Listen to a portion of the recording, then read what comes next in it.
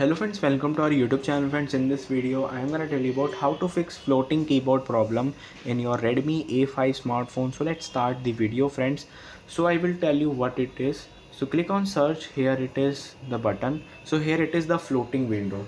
It acts like you can just move here and there your keyboard like this, and you are facing difficulty in moving, or is there any lag kind of issue, and if it is not moving, so there is a way you can fix it.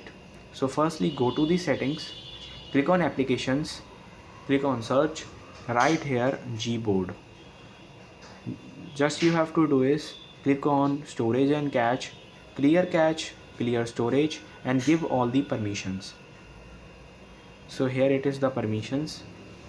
Give access to the microphone first, give access to the camera and photos and videos. So this will fix your floating keyboard problem. I hope you like this video.